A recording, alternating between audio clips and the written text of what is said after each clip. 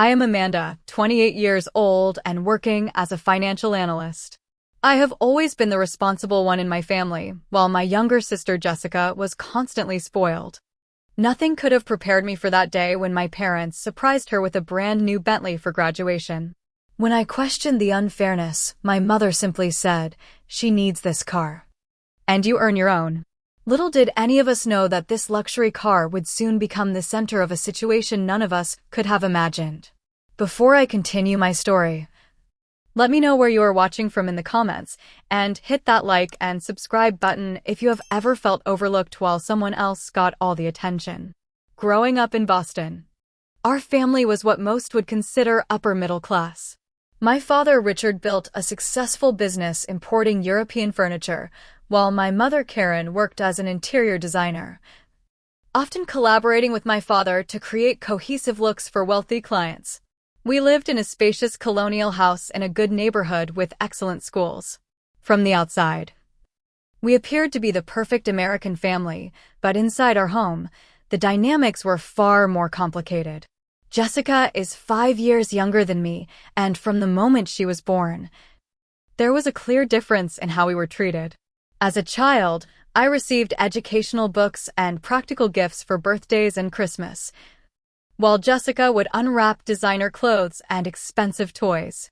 My parents justified this by saying I was mature for my age and appreciated different things, but even as a young girl, I recognized the disparity. In elementary school, I excelled academically, bringing home straight A's and participating in science fairs and spelling bees. My achievements were acknowledged with brief congratulations, sometimes a nice dinner out, but that was it. "This is what we expect from you, Amanda," my father would say, patting my shoulder. Meanwhile, Jessica struggled with basic subjects, getting CS and occasional BS with much more effort. Each passing grade was celebrated extravagantly, with trips to theme parks or new electronic devices. By 16, I was working part-time at a local bookstore, saving money for college and building my resume. My parents thought this showed good initiative, but offered minimal financial help for my education. I applied for scholarships, worked summers, and took out modest student loans to attend state university, where I studied finance. Jessica, on the other hand, changed her major 3 times at an expensive private college. First psychology, then communications, finally settling on business with a focus on fashion merchandising. Each change came with new textbooks, housing arrangements, and extended time in school, all funded without complaint by our parents. "Jessica is finding herself," my mother would explain whenever I raised an eyebrow at another tuition bill arriving in the mail. When I tried discussing the unbalanced treatment with my parents, I was labeled as jealous or told I should be proud of being independent. "You have always been so capable, Amanda," my mother would say. "Jessica needs more guidance and support." These conversations left me feeling both resentful and guilty for having such feelings. The only family member who seemed to truly see me was my grandfather Thomas. He had built the initial business my father expanded, and he understood the value of hard work. When he visited, he would bring me business books or investment guides, and we would discuss my career plans for hours. "Keep your eye on the long game, Amanda," he would tell me. "True success is built, not given." When he passed away during my junior year of college, I lost my strongest ally in the family. Despite the unfairness, I tried maintaining family harmony. I attended Jessica's dance recitals and fashion shows, helped her with homework when she struggled, and defended her to my friends who noticed how spoiled she was. "She is still my sister," I would say, though the words sometimes felt hollow. After college, I secured a position at a respected financial firm in Boston.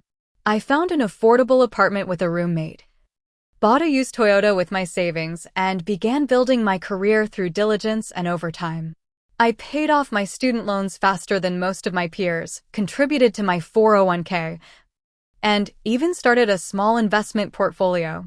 My parents acknowledged these accomplishments with casual remarks like, "Amanda was always good with money," as if my success was merely an innate trait rather than the result of hard work and sacrifice. Meanwhile, Jessica graduated with barely passing grades. She talked about opening a boutique, but had no concrete business plan. She lived in a downtown apartment our parents paid for, complete with designer furniture selected by our mother. She had a social media presence full of brunches, shopping sprees, and weekend getaways to New York or Miami, all seemingly without financial concerns. Your sister is networking, my father explained when I questioned her lifestyle. In the fashion business, appearances matter. This is an investment in her future. I swallowed my frustrations and focused on my own path, believing that eventually, my parents would recognize the value of self-sufficiency. I was building something real, something earned. At least, that is what I told myself to quiet the voice inside that still yearned for equal recognition from the people who were supposed to love us both the same. Jessica's college graduation ceremony took place on a perfect June day. The private university had arranged an outdoor event with white chairs on manicured lawns, professional photographers, and catered refreshments. My parents had flown in Jessica's favorite aunt from California and reserved a private room at the most expensive restaurant in town for the celebration dinner afterward. I had taken the day off work, despite having just completed a major project that earned me recognition from senior management. My team had successfully restructured a failing client's debt, saving them from bankruptcy, and my director had personally commended my analytical work. It was a significant professional milestone. But when I mentioned it briefly during breakfast before the ceremony, my mother nodded distractedly while checking the restaurant reservation on her phone. After the ceremony, with Jessica's diploma in hand, a business degree with a barely maintained C average, we gathered in the parking lot where my parents had asked us to meet them. I assumed they were bringing Jessica's gift from the car. What I did not expect was for my father to hand Jessica a small box with a gleaming key inside, then point to a vehicle being delivered by a transport service that had just pulled up. The car was a brand new Bentley Continental GT in gleaming white with caramel leather interior. Even with my limited knowledge of luxury vehicles, I knew this car cost well over $200,000. The Continental GT was sleek and powerful, with handcrafted details and a powerful engine that made my reliable Toyota look like a child's toy in comparison. Jessica screamed and jumped up and down, attracting attention from other families leaving the ceremony. She threw her arms around our father, then our mother, tears streaming down her face as she kept repeating, "I cannot believe this is mine. Oh my God, this is insane." I stood frozen, trying to maintain a neutral expression despite feeling like someone had punched me in the stomach. For my college graduation 3 years earlier, my parents had given me a watch worth perhaps $500 and taken me to dinner at my favorite Italian restaurant. The contrast was so stark I almost wondered if I was dreaming. After Jessica had spent several minutes examining every inch of the car, taking dozens of selfies with it, and calling 3 different friends to share the news, I finally found my voice. "Wow, that is quite a graduation gift," I said, fighting to keep my tone light. "That must have been quite an investment." My father beamed proudly. "Nothing but the best for our graduate. She is going to make quite an impression pulling up to business meetings in this beauty." "But Dad," I said carefully, "Jessica does not even have a job yet. And maintaining a car like this costs thousands every year." My mother waved her hand dismissively. "The right appearance opens doors, Amanda. You know that. Besides, we are covering the insurance and maintenance for the first year while she gets her boutique started." I could not help myself. When I graduated and started my job, I saved for 6 months to buy my used Toyota. "You told me it was important to learn financial responsibility." The atmosphere shifted immediately. My father's smile tightened, and my mother's eyes narrowed slightly. "That was different," my mother said, her voice cooling several degrees. "You were always the practical one. Heading into a traditional career. Jessica is entering a world where image is everything. She needs this car, and you earn your own. You should be proud of that independence." Jessica was too absorbed in her new gift to notice the tension, but my father placed a hand on my shoulder. "Amanda, today is about celebrating Jessica. Let us not make comparisons that only lead to hurt feelings. I nodded silently, knowing from experience that further discussion would only cast me as the jealous older sister. I excused myself to use the restroom, where I locked myself in a stall and let a few tears fall before composing myself again. By the time I returned, Jessica was sitting in the driver's seat, familiarizing herself with the controls while my parents took photos. The celebration dinner that followed was a blur. I smiled appropriately, toasted my sister, and engaged in small talk with relatives, all while feeling increasingly disconnected from my family. When Jessica monopolized the conversation with plans for her first road trip in the Bentley, I excused myself early, claiming a headache. Driving home in my 5-year-old Toyota, I finally let the tears flow freely. My phone buzzed with Instagram notifications as Jessica posted photos of her new car with captions like, "Graduation gift from the best parents ever," and "New car, who dis?" The likes and comments poured in, with friends expressing amazement and envy. My college friends texted me directly after seeing the posts. "Is that for real?" asked Rachel, my former roommate. "Your sister got a Bentley? After they made you work through school? That is messed up." "Your parents are something else," wrote Michael, another friend. "Want me to slash the tires for you?" "Just kidding, mostly." Their outrage validated my feelings, but also made me uncomfortable. Despite everything, I did not want to be the person who resented her sister's good fortune. I wanted to be better than that, to rise above petty jealousy. But as I parked my practical car outside my modest apartment that night, I could not help wondering if my parents simply loved Jessica more and what I had done to deserve less. In the weeks following Jessica's graduation, my sister's social media became a constant showcase of her new Bentley. Every day brought new photos, Jessica posing beside the car in designer outfits, Jessica behind the wheel with oversized sunglasses, Jessica and her friends popping champagne in the back seat. Each post garnered hundreds of likes and gushing comments, which she seemed to thrive on. Meanwhile, Jessica had started a token job at the marketing department of one of my father's longtime business associates. The position had been created specifically for her, with flexible hours and generous pay for minimal responsibilities. From what I gathered through family conversations, she rarely arrived before 10 in the morning and frequently left by 3, explaining that she needed to research fashion trends or network with potential boutique investors. Family dinners became increasingly uncomfortable affairs. My mother would insist on Sunday gatherings at their house, claiming she missed having both her daughters at the table. In reality, these meals became platforms for Jessica to dominate the conversation with stories about exclusive rooftop parties, connections with minor celebrities, or plans for her boutique that never seemed to progress beyond the talking stage. "Bradley and I are looking at retail spaces in the Newberry Street area," she announced one Sunday, referring to a friend of a friend who claimed to have real estate connections.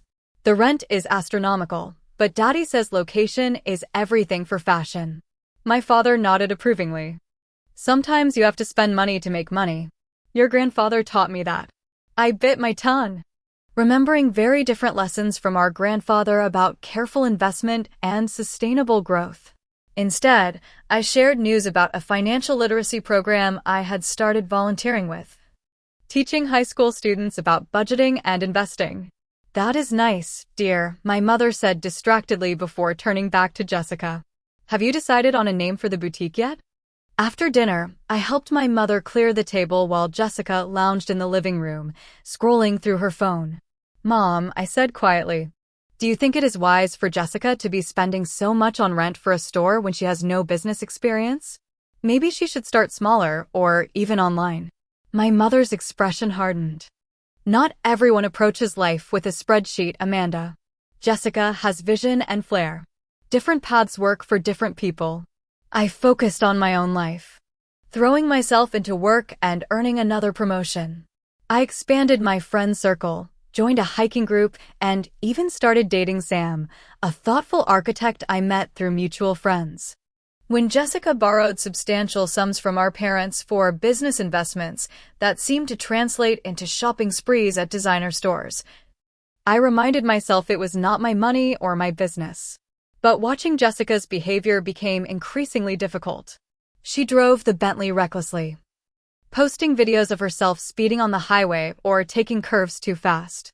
She accumulated parking tickets that my father paid without comment. Twice. She called me late at night to pick her up from clubs because she was too tired to drive, which I suspected was code for too intoxicated. The situation came to a head at my father's birthday dinner in August. We had reservations at his favorite steakhouse for 7 o'clock, and Jessica was supposed to pick up the special whiskey my mother had ordered as his gift. By 7:30, she still had not arrived, and my father kept checking his watch while my mother made excuses. "Traffic must be terrible tonight," she said, though I had arrived from the same direction without issues. At 8:15, Jessica finally swept in wearing a new outfit I had seen on her credit card statement my mother had accidentally left open on her laptop, the unpaid balance shockingly high. "Sorry, everyone," she announced without seeming sorry at all. I ran into Tiffany and Madison at the liquor store, and we got to talking about their Hamptons trip. My father, normally indulgent with Jessica, seemed genuinely upset. "We have been waiting over an hour, Jessica. The restaurant nearly gave away our reservation." Jessica pouted, sliding into her seat. I said I was sorry. "Can we order now? I am starving." After dinner, I tried talking to Jessica as we walked to our cars. "You know, that really hurt Dad's feelings tonight. He was looking forward to having both of us there on time." Jessica rolled her eyes. "God, not you too. It was just a little delay. Why is everyone so uptight?"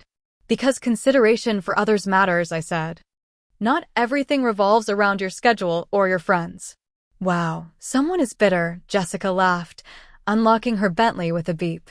"Maybe if you loosened up a little, you would not be driving a Toyota at 30. I am 28, I corrected automatically, and I drive a Toyota because I choose to invest my money rather than flash it around." "Whatever helps you sleep at night," she smirked, sliding into the driver's seat. "Some of us actually enjoy life instead of pinching pennies. But you do, sis." As she drove away, music blaring, I noticed my parents watching from the restaurant entrance. My mother looked concerned, but my father put his arm around her shoulders and guided her toward their car, avoiding my gaze. I began seeing Jessica less frequently after that night. When I did see her, I noticed subtle changes that worried me. She had lost weight, her normally perfect manicure was chipped, and she seemed jittery, checking her phone constantly. Her new circle of friends included people she would never have associated with before, including Troy, a flashy guy who claimed to run event promotions, but seemed to have no actual office or business cards. At a family brunch in September, Jessica arrived with sunglasses she did not remove indoors and barely touched her food. When my mother asked about the boutique progress, Jessica gave vague answers about investor meetings and supply chain issues. Later, I overheard my parents in the kitchen. "I am worried about her," my mother said. "She asked for another loan yesterday. That is the 3rd time this month." "She is establishing herself," my father replied, but his voice lacked conviction. "Starting a business takes capital. Richard, she has not shown us a business plan, rent agreement, nothing. Where's the money going?" Their conversation stopped when I entered to help with the dishes, but the concern in my mother's voice stayed with me. Despite our differences, Jessica was still my sister, and something did not feel right. But every time I tried to reach out, she rebuffed me with accusations of jealousy or condescension. It seemed easier to keep my distance and focus on building my own life rather than worry about someone who did not want my help. I had no idea then how drastically things would change, or that the Bentley that symbolized everything wrong with our family dynamic would soon become the catalyst for its complete transformation. In late September, the first truly alarming sign appeared in the form of a text message at 3:24 a.m. I woke to my phone buzzing repeatedly on my nightstand, squinting at the screen to see multiple messages from Jessica. "Amanda, you up? Need to talk. Not sure what to do." NVM figured it out. When I called her back in the morning, she claimed she had been deciding what to wear to an important meeting and brushed off my concern with a laugh that sounded forced. "Since when do you care about my late-night fashion crises?" 2 weeks later, I was having dinner with Sam at an upscale restaurant downtown when I spotted Jessica at a corner table with three people I had never seen before. A man in an expensive but flashy suit had his arm around her shoulders, while another man and woman were speaking intensely, barely touching their food. Jessica looked nervous, nodding frequently and speaking very little. When she saw me looking, she quickly averted her gaze and leaned into her companion, whispering something that made him look in my direction with a scowl. "Do you know those people with your sister?" Sam asked, noticing my distraction. "No," I admitted. "And that bothers me." When I called Jessica the next day to casually ask about her dinner companions, she became immediately defensive. "Are you spying on me now? They are business associates. Not everyone wants to live the boring corporate life, Amanda."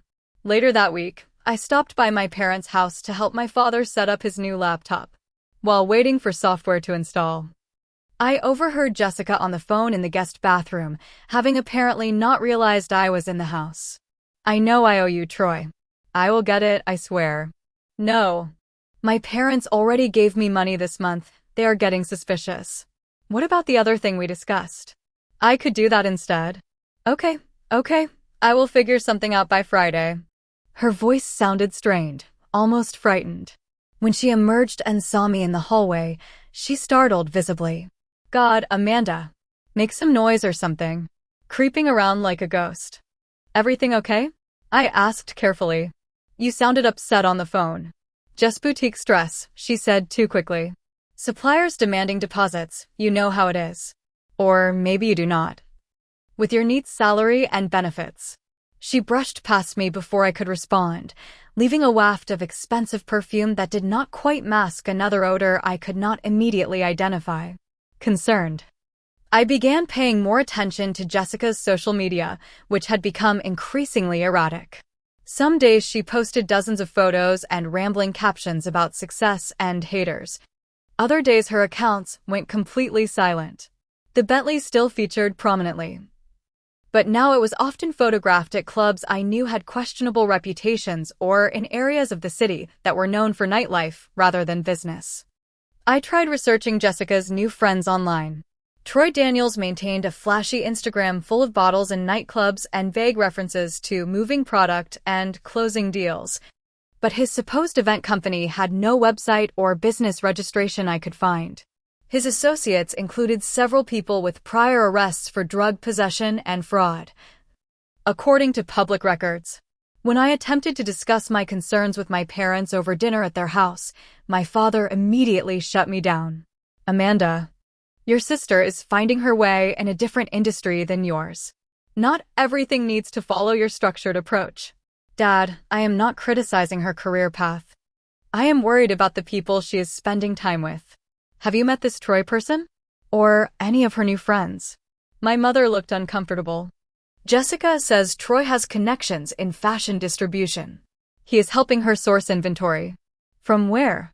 I pressed. "Has she shown you any actual merchandise?" This sounds like jealousy, quite frankly. "I am not jealous," I insisted, frustration building. "I am worried. Jessica is asking for more money than ever but showing nothing for it. She looks thin and anxious. Have you not noticed the change in her?" "She is under pressure launching a business," my mother said, but doubt flickered in her eyes. "Starting something from scratch is stressful." "What business, though?" I asked quietly. "What is the name of this boutique? Where is it located? When is the opening? Does anyone actually know?" My questions hung in the air uncomfortably until my father stood up. "I think it is time you went home, Amanda. When you can be supportive rather than accusatory toward your sister, you are welcome back." I left with tears stinging my eyes, wondering if I had overstepped or if my family was in deep denial. 3 days later, my worst fears were confirmed when Jessica showed up at my apartment at midnight, clearly intoxicated and possibly high. Her makeup was smeared, her designer dress wrinkled, and she was shaking slightly despite the warm evening. "I need money, Amanda," she said without preamble when I opened the door. "Just a loan until next week.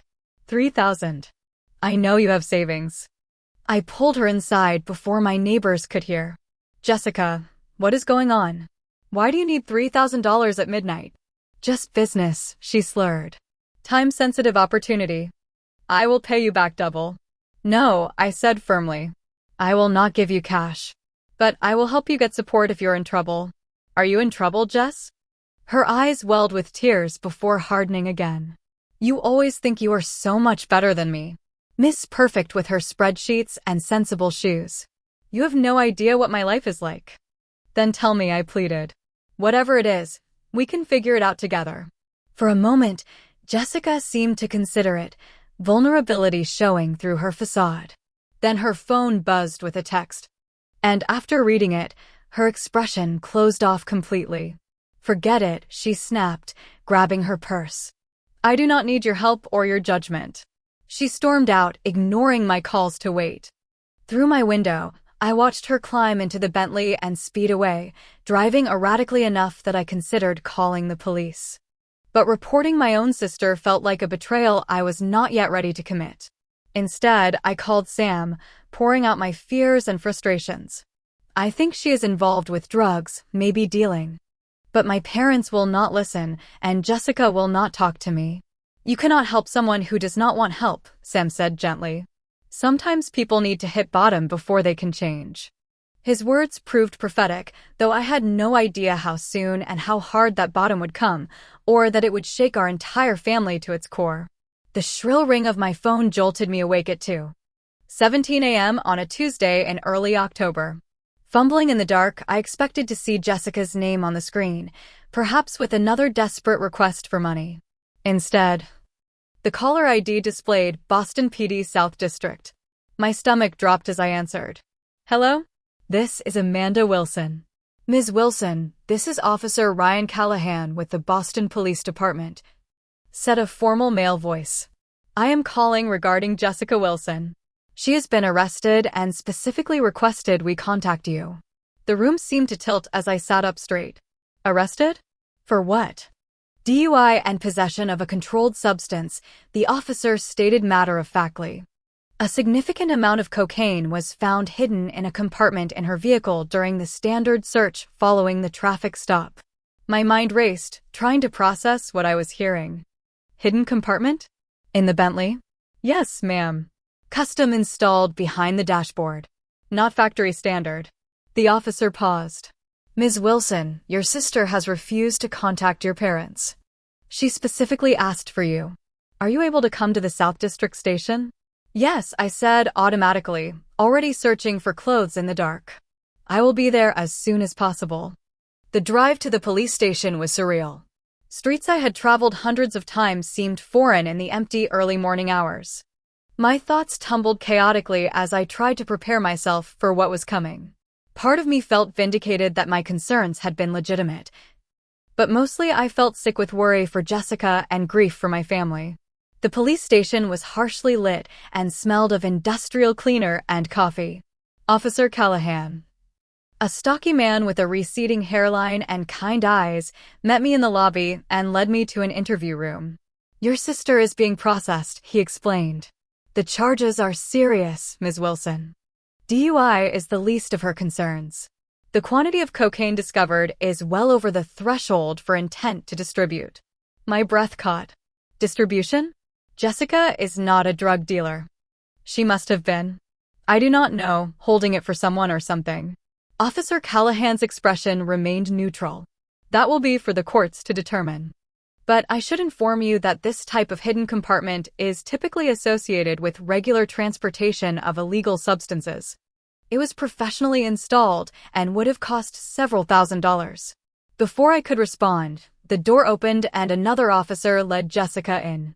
I barely recognized my sister. Her designer clothes were rumpled, her carefully maintained hair was tangled, and without makeup, her face looked gaunt and years older than her age. Most shocking were her eyes, red-rimmed and filled with a terror I had never seen before. When the officers left us alone, Jessica broke down completely, sobbing so hard she could barely speak. I really messed up, Amanda. She choked out between gasps. They are going to put me in prison. Real prison. I reached across the table and took her trembling hands. Start from the beginning. Tell me everything, Jessica. No more lies. Through tears and halting explanations, the truth finally emerged. Jessica had never been starting a boutique. The business meetings had been parties where she met Troy, who impressed her with his seemingly endless supply of cash and connections to exclusive clubs. What started as recreational drug use quickly escalated as Jessica tried to keep up with Troy's fast-living lifestyle. The Bentley was part of why he noticed me, she admitted. He said I had class, that I fit the image he wanted. When Jessica ran through her parents' loans and maxed out her credit cards, Troy offered a solution: use the Bentley to transport drugs for his supplier. The luxury car with a young, affluent-looking woman behind the wheel rarely attracted police attention, making it perfect for moving product between distribution points. The first time was just a small package, Jessica whispered. He paid me $5,000 for a 20-minute drive. It seemed so easy. But easy money came with escalating risk. The hidden compartment was installed after her third run, and the amounts she transported grew larger. Tonight, she had been carrying nearly a kilogram of cocaine when she swerved slightly, leaving a club parking lot, catching the attention of a patrol car. I only had 2 drinks, she said, wiping her eyes. But I had also taken something Troy gave me to stay awake. I did not think I was impaired. As Jessica continued her confession, I felt a strange calm descend. The situation was terrible. But at least now we were dealing with reality instead of illusions. Jessica, I said when she finished, we need to call Mom and Dad. Her eyes widened in panic. No, they cannot know about this. Dad will disown me. Mom will have a breakdown. They're going to find out anyway, I reasoned. This is not something you can hide. And you need a lawyer, a good one, immediately. This is serious. Federal level serious. I was hoping you could bail me out and we could figure something out before telling them, Jessica pleaded. I shook my head firmly. The bail for these charges will be substantial, potentially hundreds of thousands. Even if I liquidated my entire savings, it would not be enough. And hiding this from Mom and Dad is not an option. Jessica's face crumpled again. They will never forgive me. They will, I assured her, though I was not entirely certain myself. But first we need to be honest with them. And you need to be honest with the police. Cooperating might be your only chance at a reduced sentence. After a long moment, Jessica nodded in defeat. Okay, call them. That phone call was one of the hardest things I had ever done. My mother answered groggily, then became increasingly distraught as I explained where I was and why. This is some kind of mistake, she insisted. Jessica would never be involved with drugs. Never. Mom, Jessica has confirmed everything. She needs you and Dad to come down here. She needs a lawyer. We will be right there. My mother said, her voice hardening with resolve despite the shock. While waiting for my parents, Officer Callahan informed me that based on the quantity of drugs and evidence on Jessica's phone, which they had obtained a warrant to search, this was part of a larger trafficking operation they had been investigating for months. Your sister is facing significant prison time, he said bluntly. But if she cooperates and provides information on her suppliers, the prosecutor might consider a reduced sentence. When my parents arrived, my father looked like he had aged 10 years in a single night. My mother's hands shook as she clutched her purse.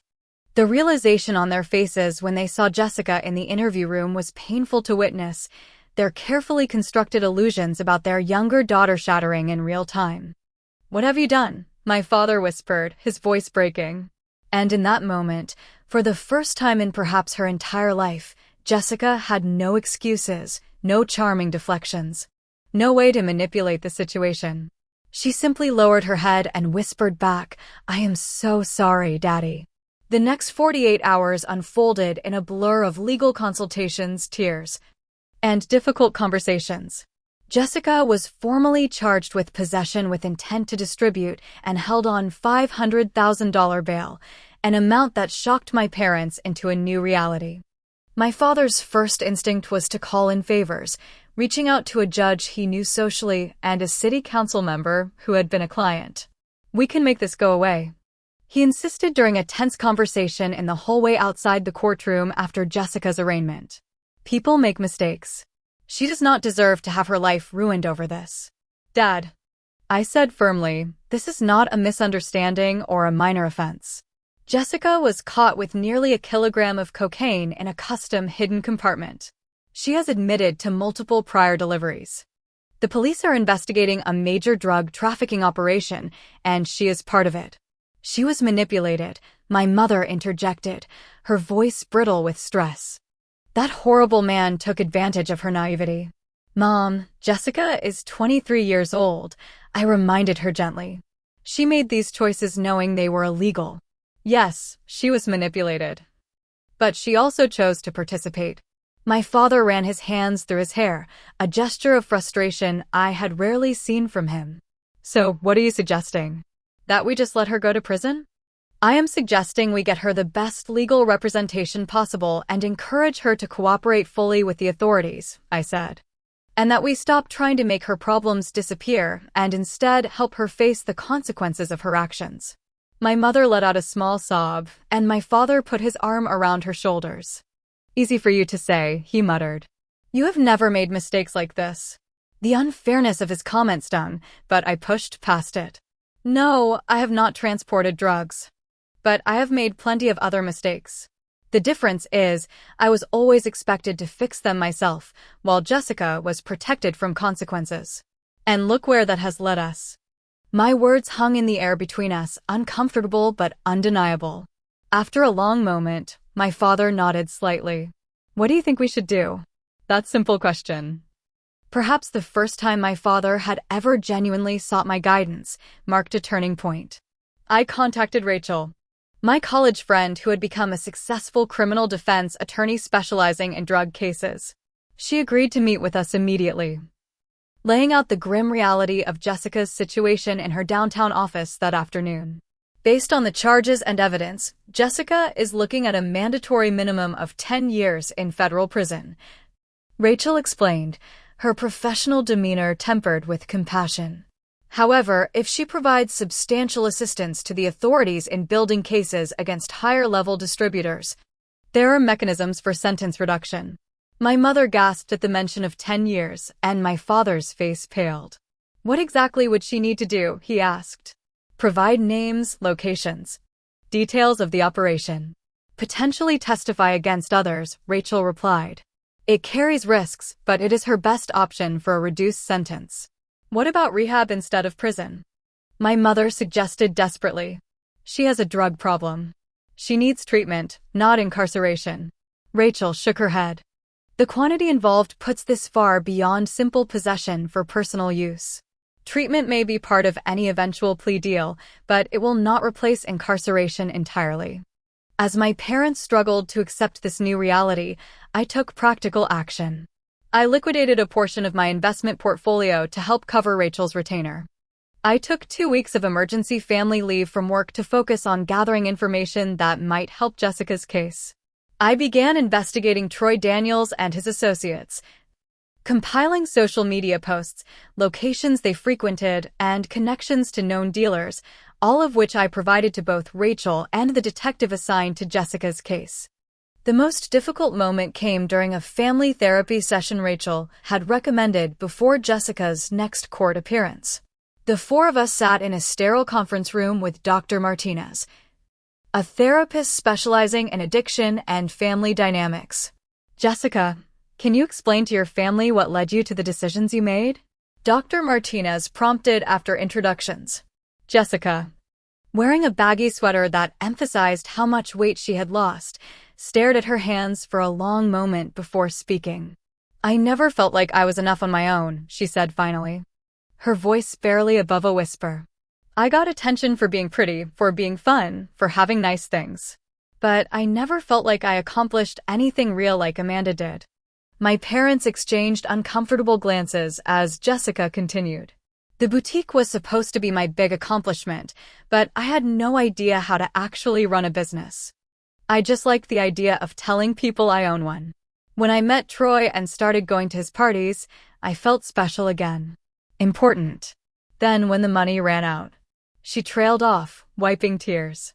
I knew what I was doing was wrong. But it was so easy to keep going, to keep pretending everything was fine.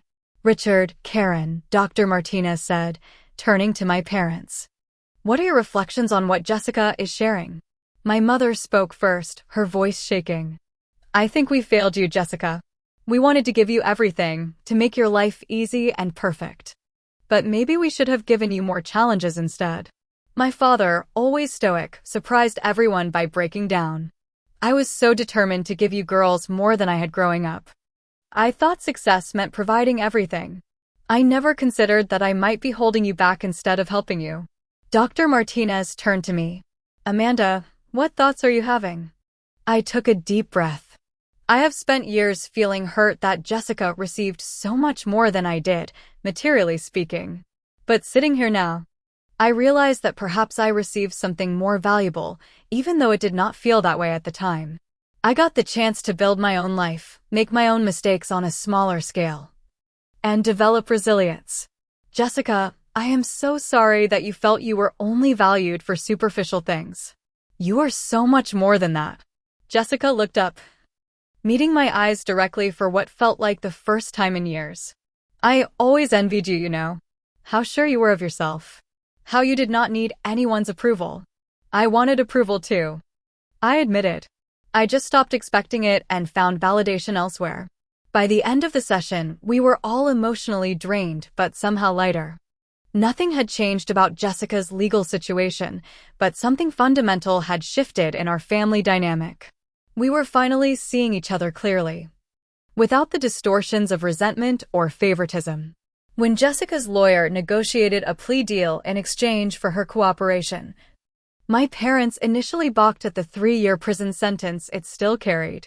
But it was Jessica herself who convinced them to accept it. I need to face this, she said with newfound resolve during a visit to the detention center. No more running, no more easy outs. I did this, and I need to deal with the consequences. Her words echoed my grandfather's wisdom about building rather than being given success. For the first time, I saw in my sister the strength I had never given her credit for possessing. 8 months after Jessica's arrest, our family gathered at a small Italian restaurant to celebrate her completion of an intensive rehabilitation program. Part of the conditions of her plea agreement, the Bentley that had once symbolized her artificial status had been sold to help pay legal fees and restitution, its glamour tarnished by the role it played in her downfall. Jessica looked different, not just physically, with her designer clothes replaced by simple jeans and a sweater, but in her demeanor. The nervous energy and constant need for validation had been replaced by a quieter confidence. I start my new job next week, she told us over dinner. Administrative assistant at Parker Consulting. Entry level, but they have tuition assistance for employees pursuing degrees. That sounds wonderful, my mother said sincerely. Are you excited? Nervous, Jessica admitted. It is my first real job, one I got entirely on my own. No connections, no strings pulled. Just me interviewing like everyone else. My father, who once would have immediately offered to call someone to ensure her success, simply nodded with respect. You will do great. Starting at the bottom builds character. His comment made us all laugh, recognizing how much his perspective had changed. The past 8 months had transformed our family in ways none of us could have anticipated. My parents had joined a support group for families of people with addiction, gradually confronting their role in enabling Jessica's behavior. Family therapy had continued. Painful but necessary sessions that peeled back layers of dysfunctional patterns and assumptions.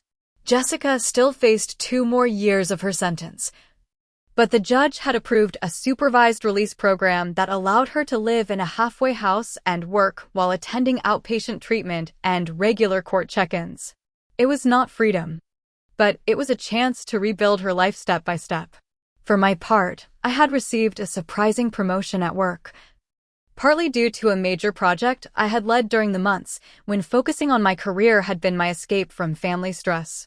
I had also found unexpected peace with our family's new dynamic, no longer carrying the weight of unacknowledged resentment. After the main course, my mother reached into her purse and pulled out a small wrapped box, sliding it across the table to me. This is long overdue, she said softly. Inside was a simple silver bracelet with a small diamond charm. Not extravagant like the gifts Jessica had received in the past, but thoughtful and elegant. "The diamond is from your grandmother's ring," my mother explained. "I wanted you to have something that represented strength and endurance, like you have always shown." I blinked back tears, touched not by the material value but by the recognition it represented. "Thank you. This means a lot." Jessica reached over and squeezed my hand. "I have something for you too, though it is not wrapped." She handed me an envelope containing a handwritten letter and a small stack of receipts. "I have been saving part of my halfway house stipend each week," she explained. "It is not much, but it is the beginning of paying back what you spent on my legal fees." And the letter, well, that is a proper thank you and an apology. The Jessica of before would never have acknowledged a debt, financial or emotional. This gesture, small but significant, showed how far she had come. "We have all learned some expensive lessons this year," my father said, looking around the table. "But maybe they were lessons we needed to learn." In the months that followed, I helped Jessica create her first budget, open a savings account, and navigate the basics of financial independence. She attended classes at community college in the evenings after work, studying business administration with a seriousness I had never seen from her before. My parents sold their oversized house and downsized to a comfortable condo, using the proceeds to pay off the remaining legal costs and set up modest trust funds for both of us, accessible only after age 35 or for education expenses. "No more unequal treatment," my father declared, "and no more money without strings attached." At a family dinner nearly a year after Jessica's arrest, I noticed how much healthier our interactions had become. My mother asked about my work with genuine interest instead of polite obligation. My father sought Jessica's opinion on a business matter and actually listened to her response. Jessica shared her latest grade on an accounting exam with pride rather than deflection. "I never thought I would say this," Jessica admitted as we cleared the dishes together. "But I am actually happier now with less than I ever was when everything was handed to me." "Having to work for something makes you value it more," I replied. "Grandfather always said that." Jessica smiled. "He was right about a lot of things. I wish I had listened to him more." Later that evening, as I drove home in my still reliable Toyota, I reflected on the painful journey our family had taken. The Bentley that had once represented everything wrong with our family dynamic had ultimately forced us to confront hard truths we might otherwise have avoided forever. Jessica's fall from artificial grace had led to authentic growth. My parents' awakening to their enabling behaviors had created space for healthier relationships.